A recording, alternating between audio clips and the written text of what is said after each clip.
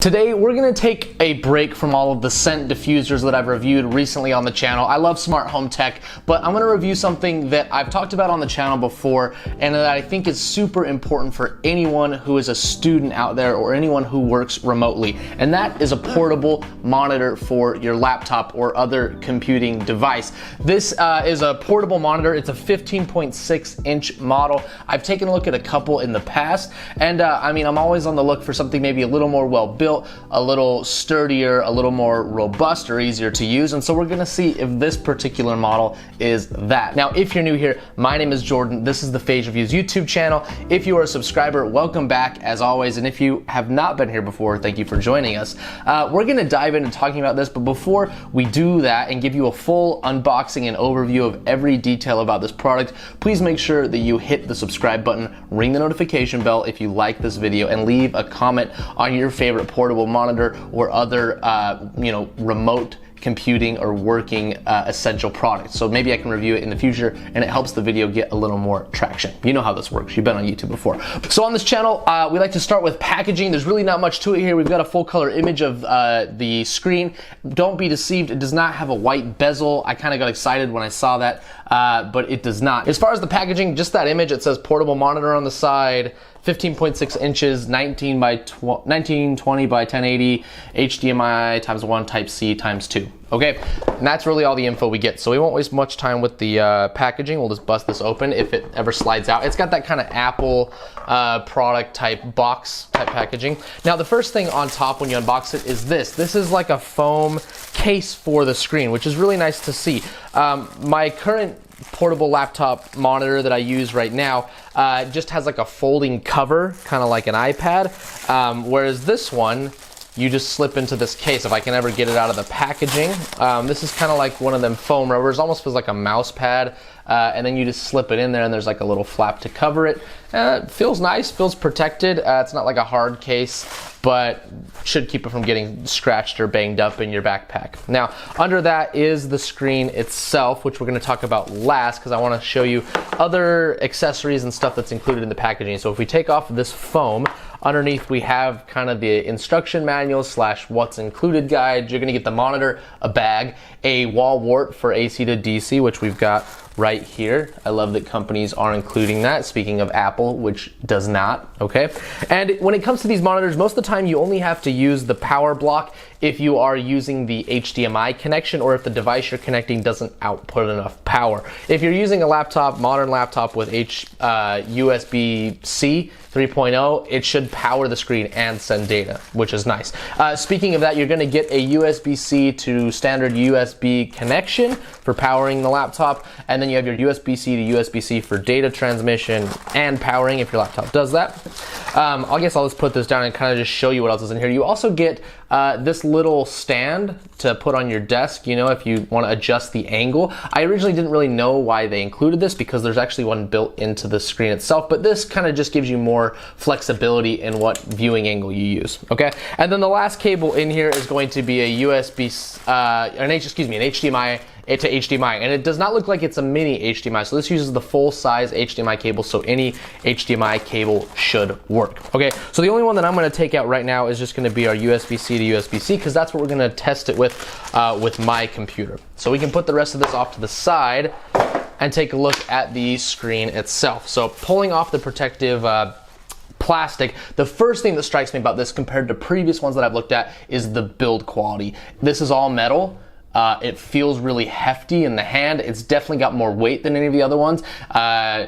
Maybe to the point that this may be like the straw that breaks the camel's back as far as your backpack weight. But to me, it screams really, really sturdy, really, really solid. I love the kind of matte black metal design across the back, and let's kind of go over the ins and outs. Again, 15.6 inches widescreen. This almost looks like kind of the movie widescreen ratio, but I think it's 16.9 or 16 by 9, which is the standard screen ratio. Now, looking at our ins and outs, you're gonna see, if I get that up close there, you've got your HDMI. You've also got 2 USB-Cs, one for power, one for data. You've got a headphone jack if you want to just listen to it through the screen, and then on this side you've got up and down kind of your volume, brightness, a setting button. You've got a single like menu selection button, and then you've got a regular USB port right there. Okay, now the last thing on the screen to note, if you look at the design from the side, it's very, very skinny up here, and then you've got the wider section, kind of like a flat screen TV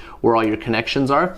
But I did want to point out that there is a stand. I mentioned it earlier. It's built in, it's metal, and it just kind of folds out like that, and it's pretty stiff when you move it. So I think that should allow you to adjust the angle a little, but that is the natural angle right there. But if we kind of push that in, it looks like, you know, you can make it a little bit higher. Now, if you want even more angle adjustability, you can use the little stand that they include in the box. Okay, so that's really all there is to it. There's our case right there. Slipping that in, you know, if you look, if I just lay it over the top, it's a perfect fit, and so that should keep it relatively protected. Now, what I'm gonna do is I'm gonna kind of set this right here, and I'm gonna plug in my laptop using just the USB-C, and we'll kind of zoom in and take a more up-close look at the display and the settings. Okay, so here's the monitor.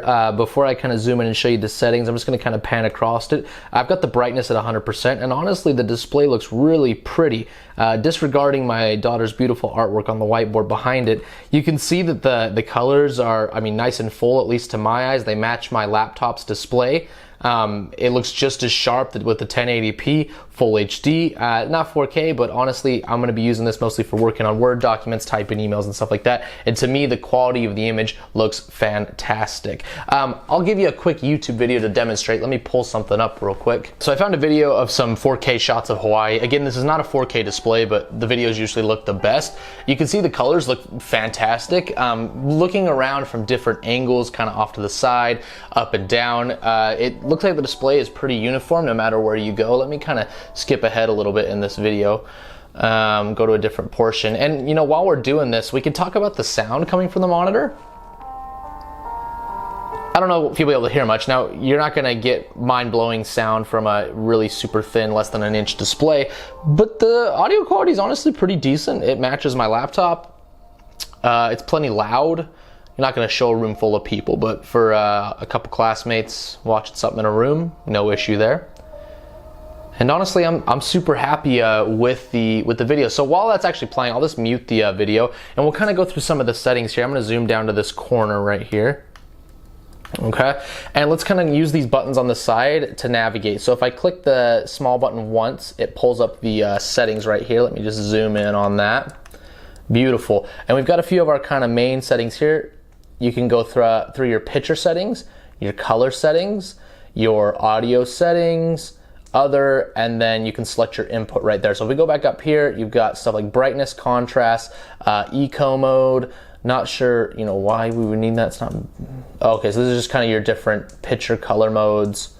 Movie, photo, vivid. I'm just going to stick with the standard. Looks the best to my eye. Sharpness, right? You can increase that. I'm going to keep kind of things the default. Now, if you want to back up to look at these other settings, you're going to have to hold this button, and then it will take you back. Okay. Here we've got color, temperature, hue, saturation, your volume, your mute. So like I had it was at a good listening level there, and I was only at 30 on the display, so that's pretty good. Language, rotating the display if you want to turn it 90 degrees or 180. HDR, let's see what we get with the HDR here. Oh, I mean, it definitely makes the colors like super saturated, but it doesn't look very natural to my eyes. Let's see if I can zoom out a little and show you guys what that looks like. Just a little bit here. Let me kind of go through the settings again. Yeah, it's no good, and you lose some detail. So I would not suggest using these kind of funky settings. I'm gonna go to off. Oh, I think I turned the whole display off. Whoops. Okay, so don't mess with that setting. Anyway, back to the settings. So if we pull that screen up again, we kind of talked about most of these, and then down here you can have your input selection. So auto select the USB-C 1, USB-C 2, or the HDMI. And I just keep it on auto because that's the easiest way. Now if you hold this again, you'll go back. Now if we just go to these up and down arrows while nothing is selected, you can adjust the brightness. So I've got it actually, it reset itself back to the lowest when it shut off. So let me zoom that back out, and you can see what the best brightness is like that. Okay, that looks even better than it did before. It actually may be a little bit washed out now. On the screen, the camera is kind of compensating, and it looks darker on screen than what you're seeing in real life. My camera's exposure is like setting itself down. But anyway, that's all the options and the functionality of the screen. I think this is pretty standard across different models.